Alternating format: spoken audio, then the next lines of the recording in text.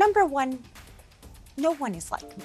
You already know, Margot Robbie can do it all. You might know her best from her work as Harley Quinn, but that role is far from being the only one she's made more than memorable. Number 1. There's a song title in there somewhere.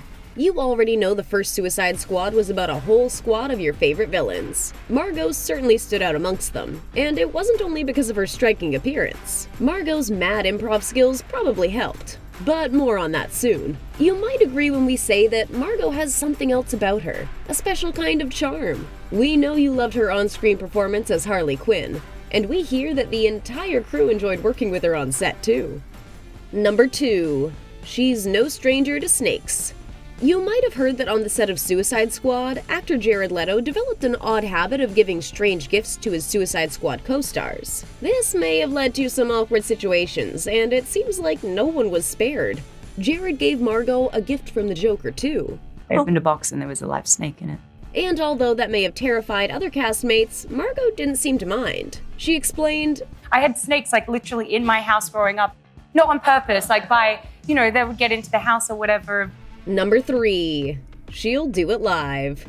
You might have heard that on the set of Suicide Squad, Margot seemed to share a special connection with castmate Jared Leto. Margot hints at their unusual connection when she tells of how the two didn't feel the need to rehearse their scenes. They would just get right into ad-libbing and improvising their way through the scene. This seemed to work for both Margot and Jared. Robbie said, "I'm not trying to laugh because he says such hilarious things. Jared's really funny, and terrifying, and just nuts. Absolutely nuts." Number 4. The truth will set you free, or at least make you laugh.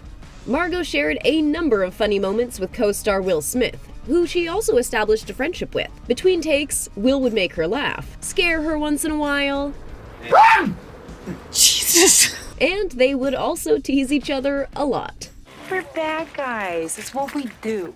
Number 5.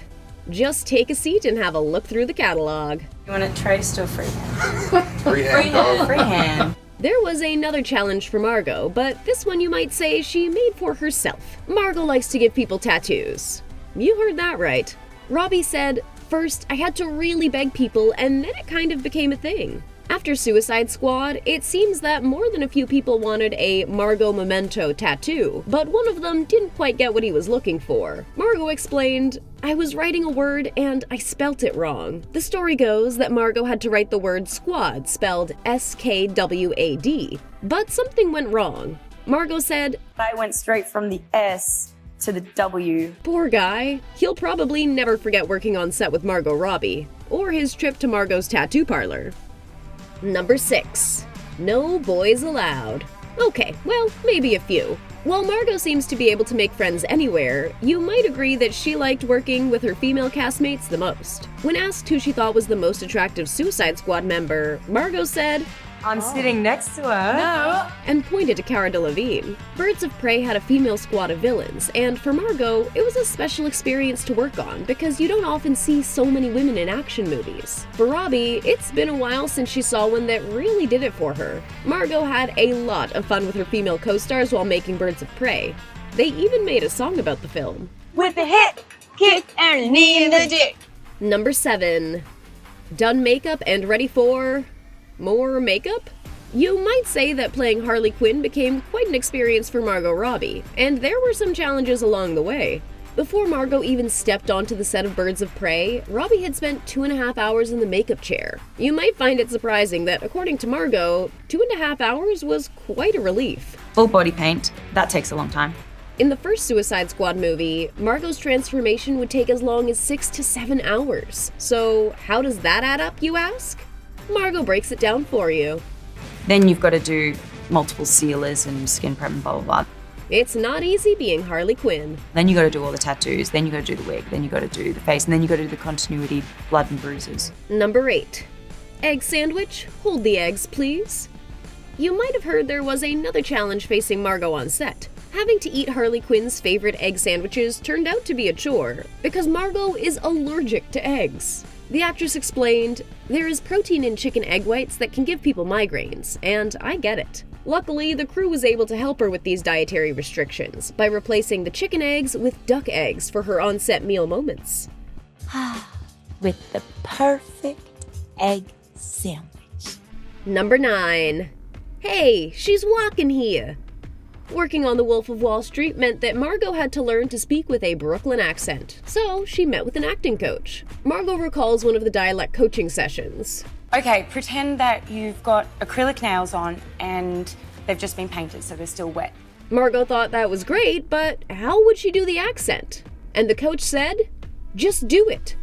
While the tips might have seemed odd, they did do the trick. Margot's voice was magically transformed. I was talking to her, and this attitude came out of nowhere. For a very, very, very long time. Number 10. Mom, don't look. Working on The Wolf of Wall Street saw at least one challenge for Margot.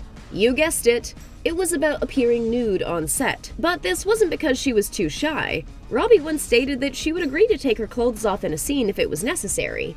If it's justified and the character would do it, then it should be there. The situation with nudity only became awkward for Margot when she took her mom to the premiere. The actress said, I actually tried to cover her eyes when the nude bits happened, but she pushed my hand away. After the film, Mama Robbie claimed that she actually liked the nude scenes, saying they were done very tastefully and within context. Number 11. As you might imagine, working on The Wolf of Wall Street was a dream come true for Margot. Working with Martin Scorsese and Leonardo DiCaprio must have been an awesome experience. For Margot, one good thing led to another. She later got to co-star with Leo again in the Quentin Tarantino film Once Upon a Time in Hollywood. Margot had a blast on set with Leo and her other castmate Brad Pitt. Margot described just how exciting a group like that could be.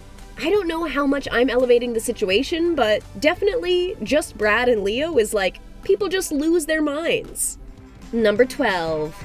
A long time ago on a continent far away. You might have wondered, where did the acting journey begin for Margot Robbie? Let's go back a bit and have a look at how this actor rose to fame. You could fairly say that Margot's big break in Hollywood happened when she starred in The Wolf of Wall Street with Leonardo DiCaprio and Jonah Hill. But before that blockbuster, Margot was well known in Australia for her work on the popular series Neighbours. Margot explained, when I was working on Neighbours, you could be across a football field and people would be like, chick from Neighbours? Donna? And it's like, oh my god. She thought fame was tricky even then. Consider this your first lesson. It's been quite a journey for Margot Robbie, and if you said she deserves all the successes she's enjoyed, we'd have to agree. Like that size? Like that. Sure. We know we must have missed at least a few of your favorite Margot moments, so what did you think? We're gonna be friends. Let us know in the comments below.